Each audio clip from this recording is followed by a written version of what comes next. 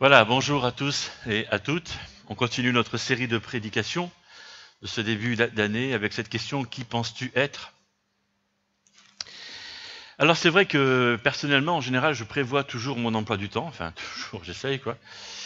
Je fais comme tout le monde, mais quand je dois prendre la parole, en général, j'essaie de prévoir du temps, surtout quand je dois prendre la parole en public. Je prévois toujours du temps pour préparer ce que j'ai à dire, voilà. Et j'aime bien savoir à qui je m'adresse, parce qu'on ne s'adresse pas à tout le monde de la même manière, selon le temps, les circonstances, si c'est début de semaine, fin de semaine, en début de journée, fin de journée, etc. Les gens sont plus ou moins fatigués, quoique ça dépend. Il y a des gens qui sont toujours fatigués. Mais bon, bref, donc peu importe, c'est pas grave. Mais voilà, donc j'aime bien préparer ce que j'ai à dire. Et puis, mais ça m'est arrivé plusieurs fois de me laisser piégé, puis j'avais plusieurs interventions à préparer, et puis j'avais pas vraiment le temps. Et puis le stress monte, et puis voilà, tu vois. Et puis un jour j'ai réalisé quelque chose, c'est que finalement, si je servais le Seigneur, si j'étais un disciple de Christ, finalement, ce Christ est vainqueur. Donc alors pourquoi je m'énerve? Pourquoi je stresse? Hein? Tranquille. Voilà, c'est ça. Et puis tout d'un coup, le stress est tombé, et puis voilà, ça se passe bien. En règle générale, donc si je peux être victorieux dans la gestion de mon emploi du temps, je peux être victorieux aussi dans tout ce qui m'arrive tout au long de ma vie. Et, ce matin, on va parler justement de la victoire, d'être vainqueur en Christ. Et c'est un message assez plus que réconfortant, c'est boostant, quoi. Ça donne de l'énergie. J'espère en tout cas que vous sortirez de cette prédication reboostée, si vous en avez besoin en tout cas. Voilà. Parce qu'avec Christ, tu es vainqueur. Voilà, tu es vainqueur. J'aurais pu écrire le titre de cette prédication ainsi: avec Christ, tu es vainqueur.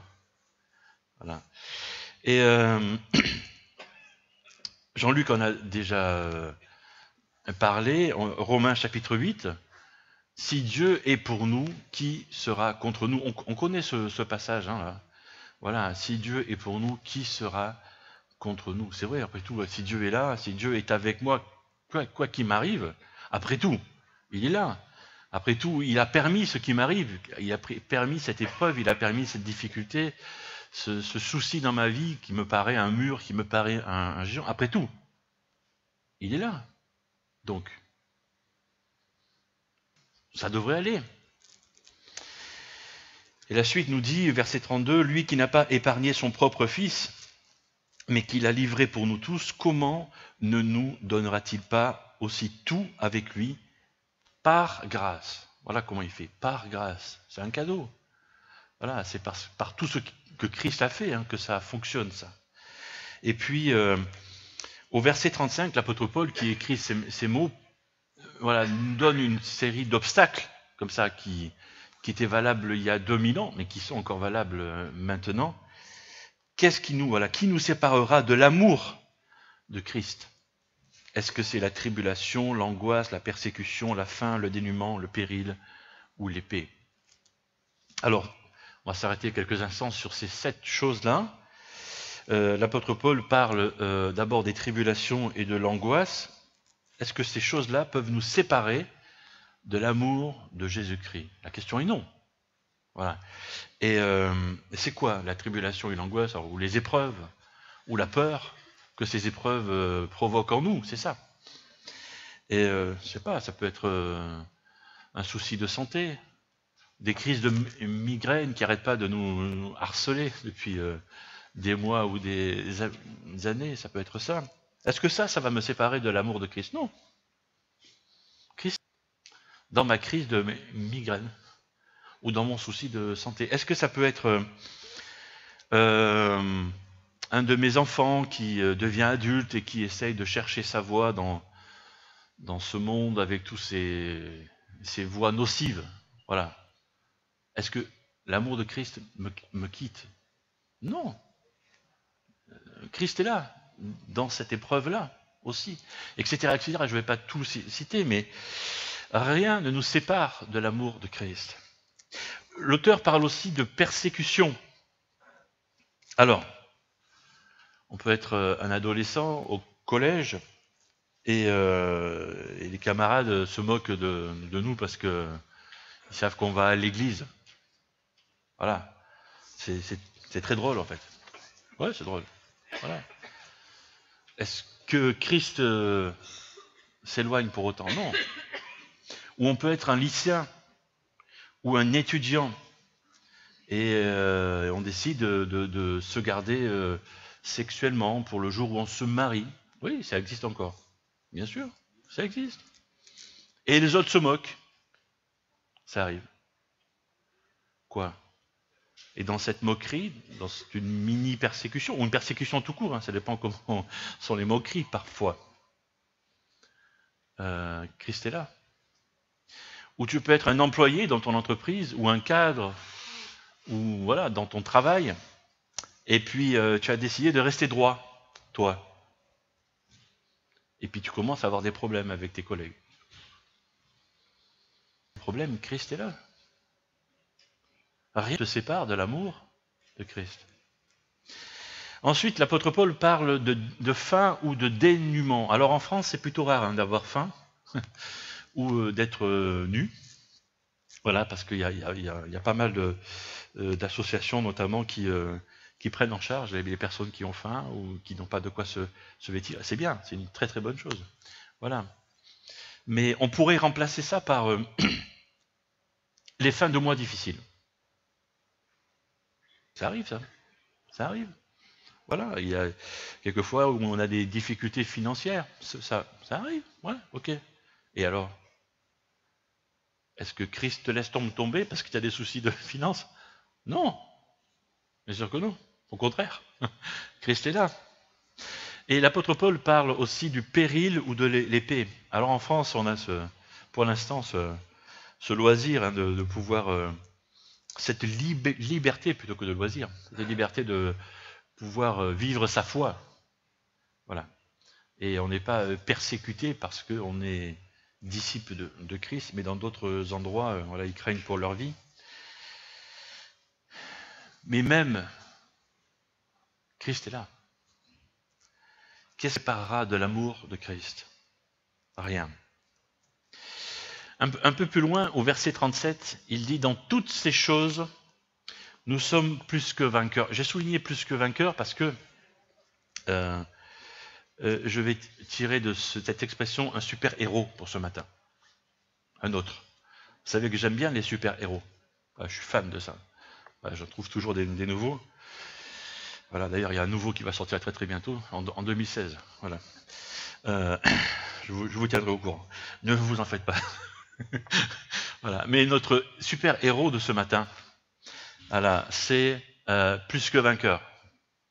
Alors, dans toutes ces choses, donc dans toutes ces choses, quoi que ce soit ton épreuve, quoi que ce soit ton souci, quoi que ce soit ta difficulté, tu es plus que vainqueur. Comment? Par celui qui t'a aimé.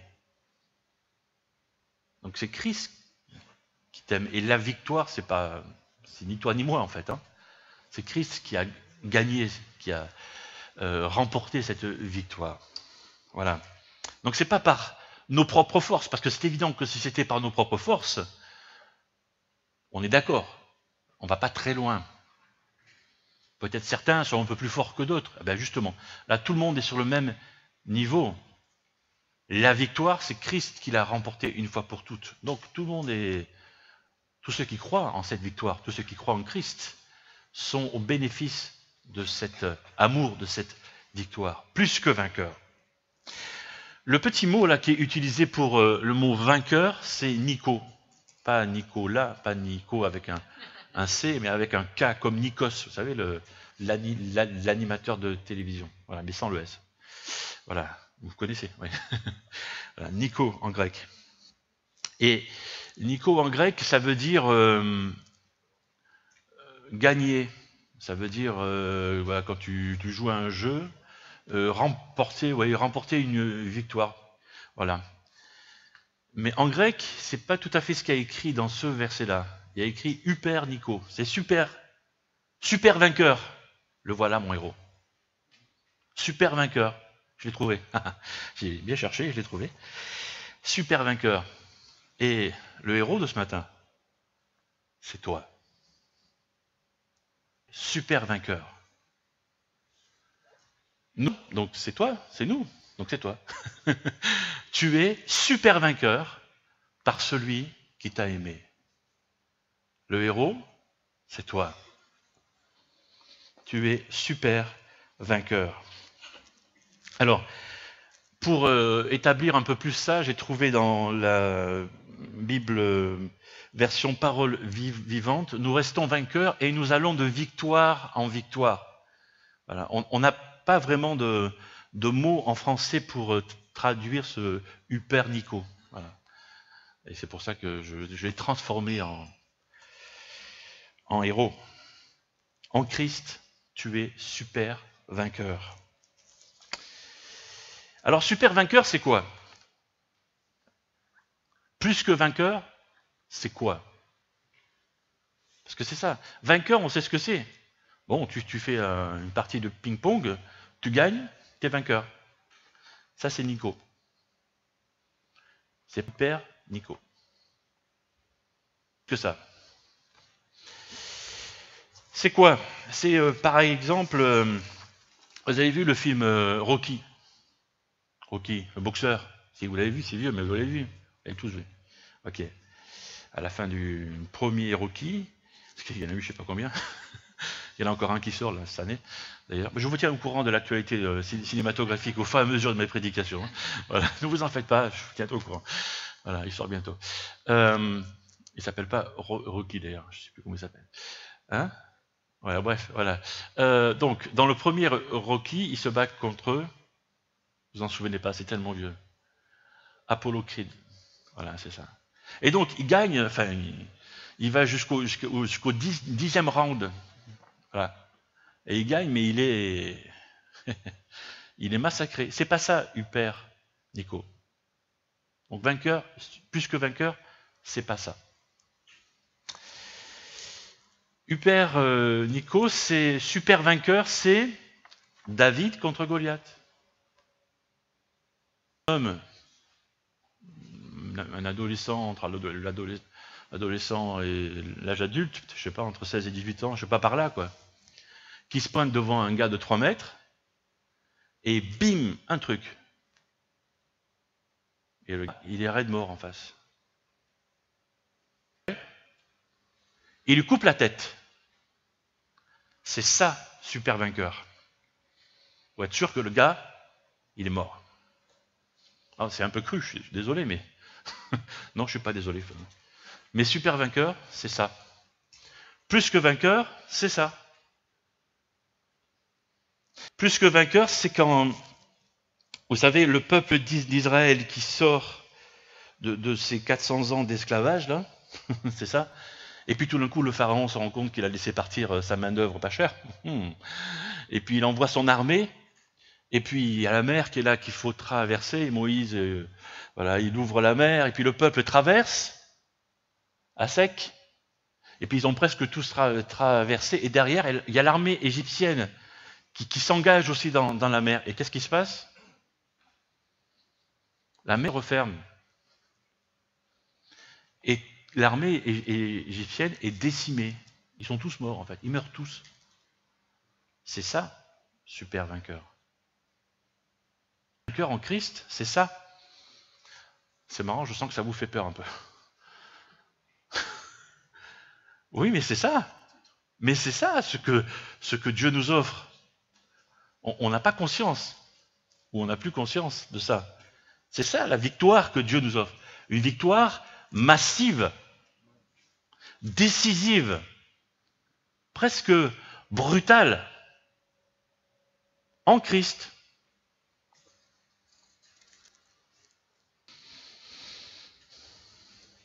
Alors, c'est vrai qu'on a des moments difficiles dans notre vie, ou des moments très difficiles, et Jésus nous a prévenus de ça. Hein. Jean chapitre 16, verset 33, vous aurez des tribulations, des épreuves, quoi. Ok. Hein?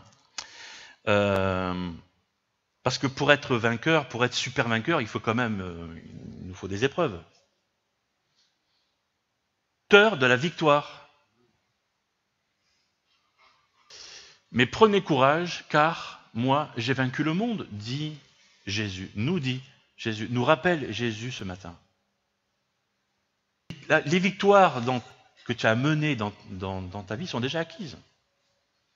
Jésus a déjà vaincu ça. C'est fait. C'est in the pocket. C'est dans la poche.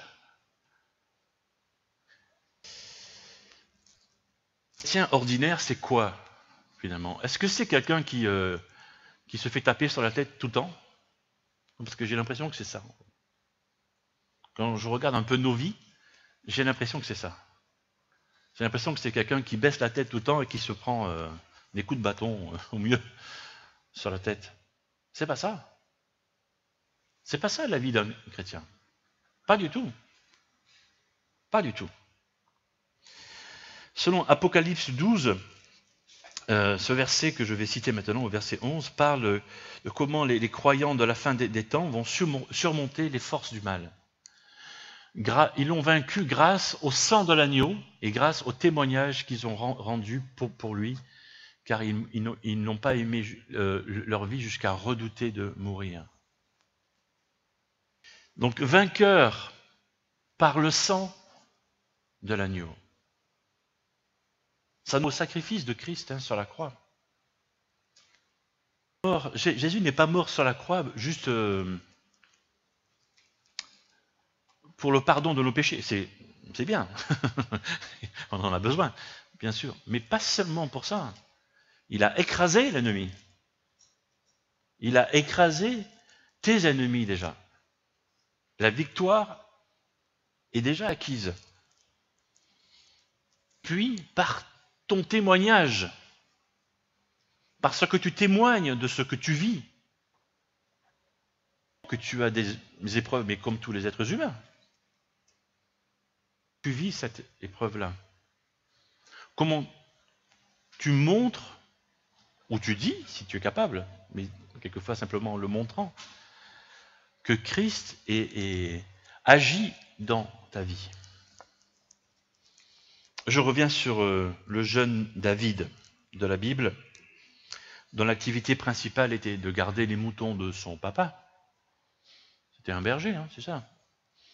Et qui est envoyé sur le champ de bataille, alors qu'il n'avait rien d'un soldat, mais pour amener à manger à ses frères, qui étaient des gaillards, des soldats. Et qui voit ce géant insulter son Dieu, le Dieu de son peuple, et qui va voir le roi Saül, et qui dit, mais moi je vais aller lutter contre ce géant-là. Mais le roi lui répond, écoute mon petit, c'est gentil quoi, t'es gentil. Rentre plutôt chez ton papa, garder tes moutons, c'est ça qu'il lui dit. Parce qu'il voit bien que c'est un jeune homme, et qu'il n'a pas la carrure d'un soldat. Et on le voit parce que quand le roi lui passe son armure, il flotte dedans, quoi. Il n'arrive même pas à se déplacer avec le poids de l'armure, ça veut dire qu'il n'a pas la carrure, les muscles. Il n'a rien d'un soldat, c'est un frêle jeune homme, quoi. Voilà. Et David dit, mais quand je gardais les moutons de mon père, et quand un lion venait pour manger un mouton, Dieu me donnait son esprit et je tuais le lion. Ah ouais? Un lion quand même. Et quand un ours venait pour manger un mouton, Dieu me donnait son esprit et je tuais l'ours. Ah oui, quand même, un ours, quoi. Quand même, C'est des bêtes féroces, quand même. Et David, lui dit, Dieu va me donner le même esprit et je vais aller tuer ce géant. Et puis je continue l'histoire, mais à ma manière, évidemment, vous savez comment je lis la Bible. Il lui dit au roi, parce que toi, tu vois un géant qui est immense, mais pour moi, il est tellement gros que je ne peux pas le louper, en fait. Il n'a pas loupé. Grâce à l'esprit que Dieu avait placé en lui, il avait déjà cet esprit de victoire, ce jeune homme-là, rempli de foi. Et là, on parle d'une victoire totale, massive. On parle de super vainqueur. C'est quoi le géant dans ta vie en ce moment?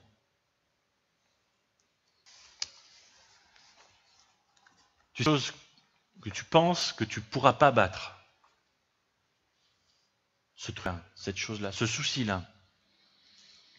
Parce que par le sang de Christ et par le témoignage que tu rends, tu as déjà la vainqueur, tu as déjà la victoire, tu es déjà vainqueur. Alors j'aimerais maintenant vous glisser, si je peux dire, 2 conseils. Parce que comme des vainqueurs, il faut se battre avec une attitude conquérante. C'est ça ce qui nous manque en fait. Voilà. Une attitude conquérante. Trop de disciples de Christ se rendent sur le champ de bataille défaitistes. Ah mais ce géant-là est trop grand pour moi, je suis petit. Oui, je sais, Christ est à mes côtés. Le sang de Christ, tout ça, je connais, mais il est trop grand pour moi, tu vois. Je suis trop petit. Ça, c'est l'esprit défaitiste. Et tu pars au combat. Comme ça, tu vas te prendre une raclée monumentale, en fait. Hein. Et on se prend des raclées. Et on revient du champ de bataille, si on revient, massacré. On a cet esprit défaitiste. On n'y croit pas. On n'y croit pas.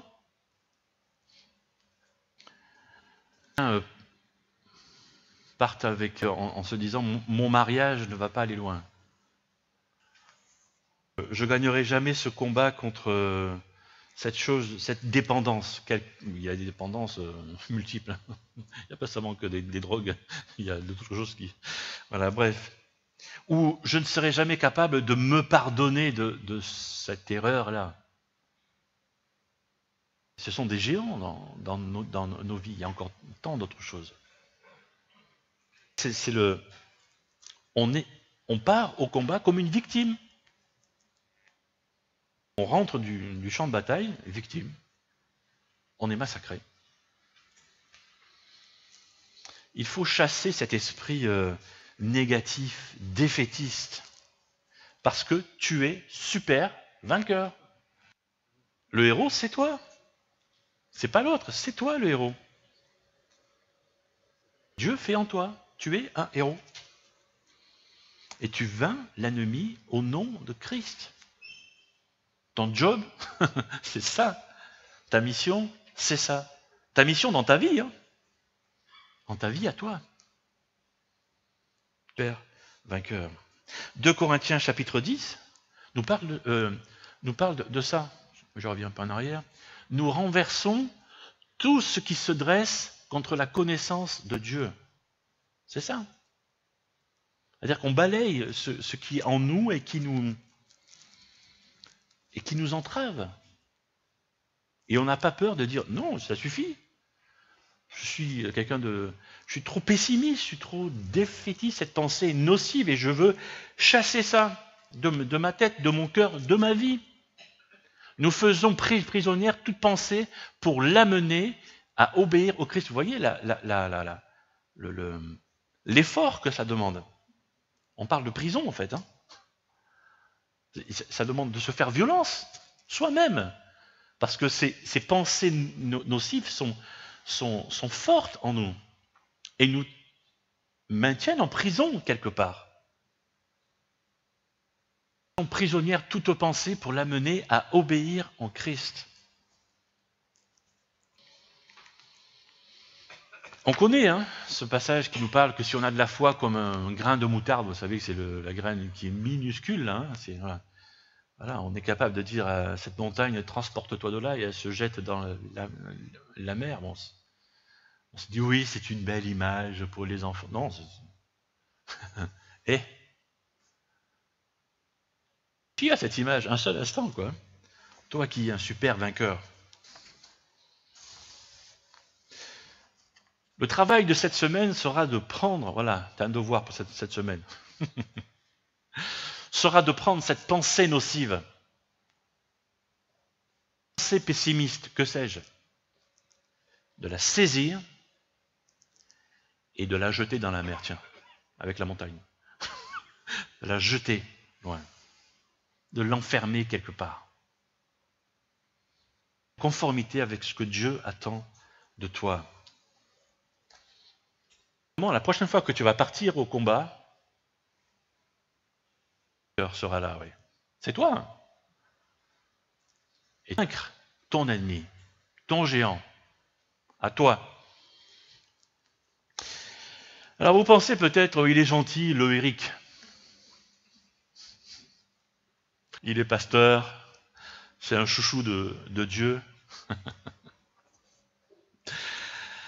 Oui, bien sûr. Vous pouvez demander à Hunter. Quand on devient pasteur, c'est marrant, on met tu vois, tu mets un manteau, de quelle que soit la couleur qu'il est, tout d'un coup il s'illumine, tu vois.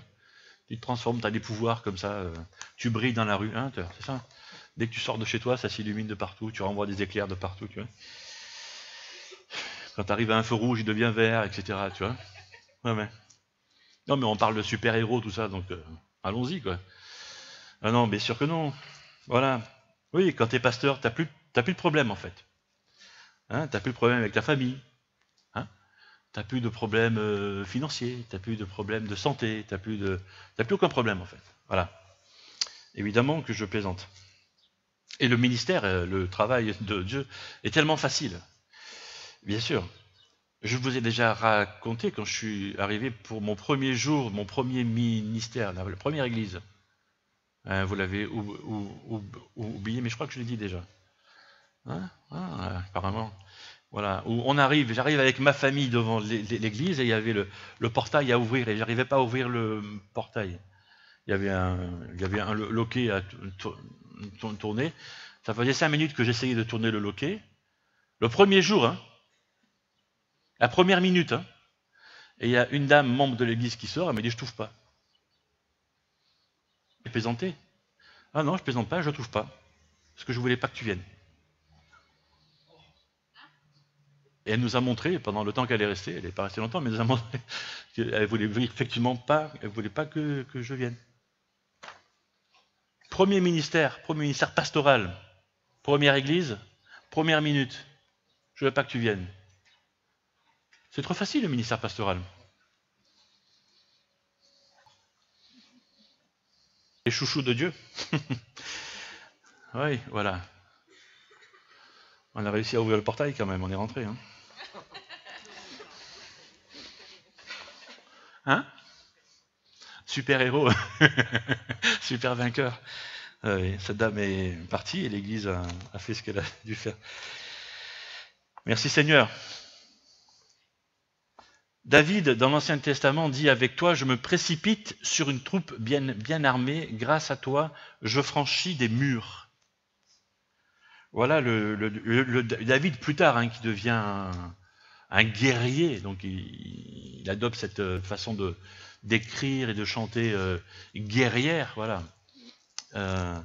Mais il garde toujours cette même foi. Et c'est comme ça d'ailleurs qu'il a pu avoir tant de victoires. Militaires aussi. Bien sûr. Voilà. Super vainqueur. Un deuxième conseil, comme un vainqueur, je t'encourage à te battre avec les armes surnaturelles de Dieu. On n'est pas limité aux armes de ce monde. 2 Corinthiens chapitre 10 nous dit, nous sommes, sans doute, nous sommes des hommes et nous vivons comme tels, mais nous ne menons pas notre combat d'une manière purement humaine. Car les armes avec lesquelles nous combattons ne sont pas simplement humaines, elles tiennent leur puissance de Dieu qui les rend capables de renverser des forteresses. Oui, nous renversons les faux raisonnements. J'ai pas mis la suite, mais voilà. Qu'est-ce que ces armes de Dieu ont de spécial? Le verset ici me dit qu'elles tiennent leur puissance de Dieu qui les rend capables de renverser des forteresses. Et Le mot puissance, là, je me suis arrêté sur le grec aussi, c'est le mot dunata. Alors pourquoi je vous dis ça?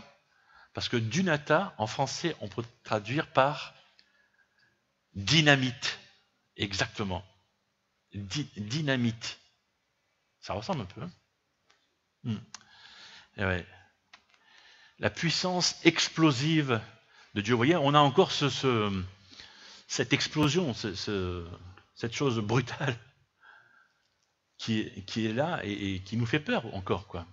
Et pourtant, c'est ce que Dieu met entre nos mains pour remporter la victoire. Et ces armes, nous les connaissons, c'est dans Éphésiens chapitre 6, on a le casque du salut, la cuirasse de la justice, le bouclier de la foi, la ceinture de la vérité et l'épée de l'esprit. Je ne vais pas m'attarder là-dessus parce que nous connaissons déjà ça. On peut avoir toutes sortes de difficultés, comme on a dit tout à l'heure. Ce qui nous fait peur, c'est ce que nous sommes. Nous nous sentons fragiles. Et l'apôtre Paul a parlé de ça. Ce trésor, nous le portons dans des vases faits d'argile que nous sommes. Voilà. Et c'est ça, en fait, qui nous restreint, qui nous freine. C'est que nous sommes très conscients de notre condition humaine, de ce que nous pouvons être fragiles. Et il continue, pour que ce soit la puissance extraordinaire de Dieu qui se manifeste et non notre propre capacité. Ainsi, nous sommes accablés par toutes sortes de détresse, mais jamais écrasés, désemparés, mais non désespérés, etc. Nous sommes vainqueurs. Tu es vainqueur par le sang de l'agneau et par tes paroles. Tu peux surmonter le géant qui t'assaille en ce moment. Encore un verset, puis je vais terminer. Vous, mes enfants, c'est 1 Jean, chapitre 4, vous appartenez à Dieu, vous avez la victoire sur ces prophètes de mensonges, car celui qui est en vous est plus puissant que celui qui inspire ce monde. À travers Christ. Quand tu sais qui tu es, tu sais quoi faire. Tu es super vainqueur. Je vous invite à un temps de recueillement maintenant et je vais simplement prier. Seigneur, je te prie pour que ton esprit nouvelle, encore une fois, ce matin, et que tu vraiment que tu pénètres nos cœurs, que tu pénètres nos esprits, nos pensées, et que voilà, c'est comme si tu implantais ces vérités que nous avons revues ce matin, mais ces vérités dans nos cœurs, dans nos vies. J'aimerais te prier, Seigneur, pour ceux qui font face à un géant, un mur, un obstacle, quelque chose qui leur paraît insurmontable, un défi, ce qui les bloque, ce qui les écrase peut-être. Oh, Seigneur, merci pour cette prise de conscience, parce que ils sont déjà vainqueurs, super vainqueurs de cette difficulté par ton sang précieux et par le témoignage qu'ils en font, qu'ils en feront.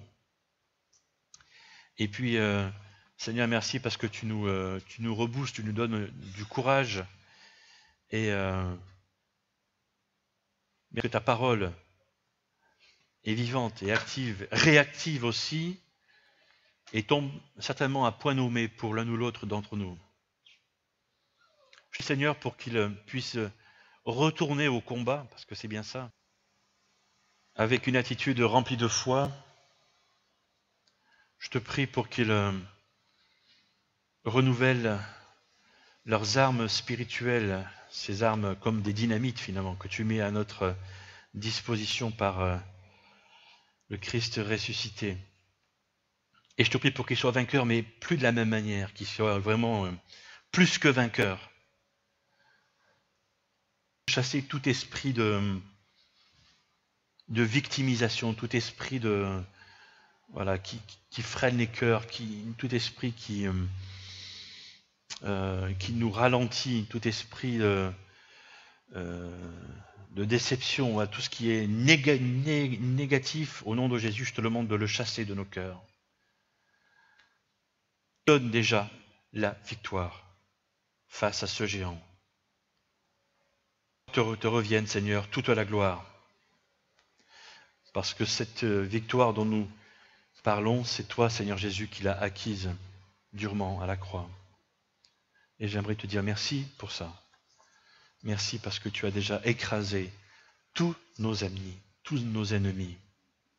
C'est toi, Jésus, qui a déjà remporté toutes les victoires que nous menons ou que nous aurons à mener.